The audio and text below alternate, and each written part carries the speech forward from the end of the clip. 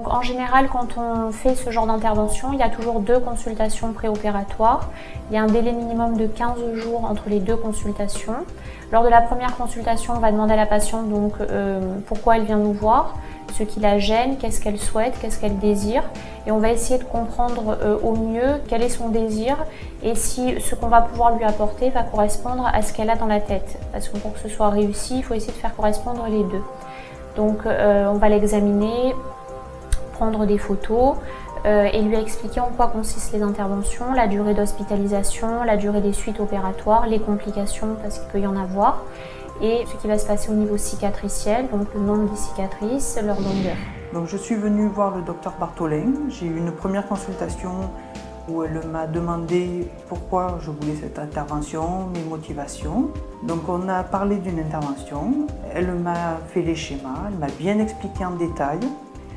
Je me suis renseignée également sur internet, où on pouvait voir les schémas, les interventions. J'ai fait un bilan sanguin, j'ai passé une mammographie pour voir qu'il n'y ait pas de soucis au niveau de la poitrine. Je l'ai revu à peu près 15 jours après, avec tous ces résultats. Et comme il n'y avait rien de particulier, là on a décidé l'intervention. J'ai connu le cabinet grâce à une amie de mes parents qui s'est fait opérer par Monsieur Jalut. On a pris contact avec Madame Bartholin et c'est elle donc qui m'a opérée il y a 1 an et demi. Et je savais qu'elle allait regarder, me dire, me demander ce que je préférerais avoir et me dire après ce qui m'irait le mieux comme taille. Et puis elle m'a demandé de revenir 15 jours plus tard pour savoir si j'étais sûre de prendre la bonne décision. Dans certains types de chirurgie, il y a des femmes qui viennent nous voir en fait et qui ne veulent pas de cicatrices. Donc la difficulté, c'est de faire comprendre à ces femmes qu'il vaut mieux accepter quelques cicatrices supplémentaires, mais un sein qui va avoir une jolie forme et bien à sa place. Bon, les cicatrices au départ sont visibles pendant plusieurs mois, voire même jusqu'à 1 an. Mais après, les cicatrices s'estompent et parfois, il vaut mieux privilégier la forme que la quantité des cicatrices. Pour la réduction mammaire, donc c'est une cicatrice qu'on appelle en encre, c'est-à-dire qu'il va y avoir une cicatrice périaréolaire, c'est-à-dire autour de l'aréole, entre la peau mate et la peau claire, une cicatrice verticale et plus ou moins une cicatrice dans le sillon sous-mammaire, dont la longueur va dépendre de la quantité de glandes à retirer, de la quantité de peau à retirer. En général, quand on a des grosses poitrines, il y a 3 cicatrices, c'est-à-dire qu'on ne peut pas enlever la cicatrice sous-mammaire. Par contre, quand il y a des petites ptoses ou des petites réductions mammaires, on peut en tout cas la diminuer, cette cicatrice sous-mammaire.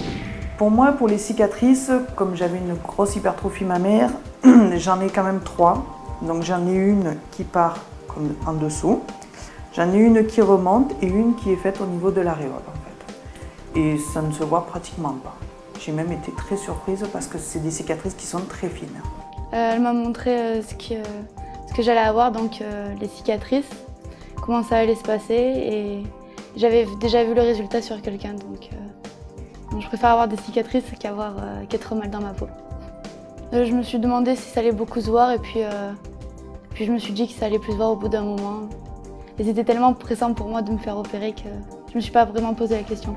Le docteur Bartholin m'a montré donc une plaquette avec des dessins, m'a fait des dessins pour montrer un petit peu ce que ça allait donner au final, ce que je pouvais espérer après. Elle m'a parlé des cicatrices, quelle forme de cicatrices il y aurait, la durée d'hospitalisation.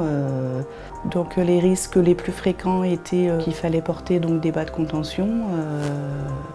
L'opération en elle-même, on a un rendez-vous donc chez l'anesthésiste quelques temps avant l'opération.